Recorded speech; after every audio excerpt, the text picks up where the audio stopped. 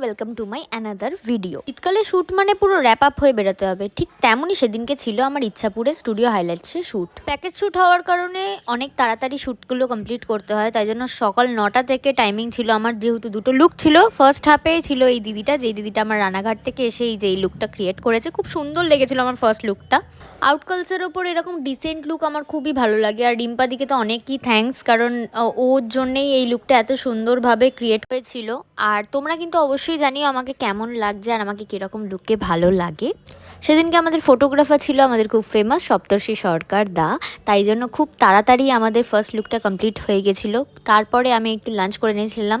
লাঞ্চে কী আছে তোমরা দেখতেই পাচ্ছ, পোলাও আর চিকেন। দেন সেকেন্ড লুকের জন্য আমি বসে পড়ি। সেকেন্ড লুকে এই ছোটো ভাইটা আমাকে সাজিয়েছিল, ওর কাছে আমি আগেও সেজেছি, খুব সুন্দর ওর হাতের কাজ। এই যে সেখানে ছিল আর একটা ফেমাস মডেল আমাদের, সেদিনকেও আমাকে একদম অন্য রকমের একটা বৈষ্ণবী ব্রাইড টাইপের লুক করেছিল, যেটা আমার খুবই ভালো লেগেছিল। অল ওভার লুক দুটো কমপ্লিট করে আমি তাড়াতাড়ি বাড়ি যাওয়ার জন্য ট্রেনে উঠেছিলাম। আর হ্যাঁ, কপালে হাত দিয়েছিলাম এই যে এই ব্রণটা নিয়ে বাড়ি যাচ্ছিলাম। ভিডিওটা ভালো লাগে লাইক, কমেন্ট, সাবস্ক্রাইব প্লিজ। আজকে টাটা।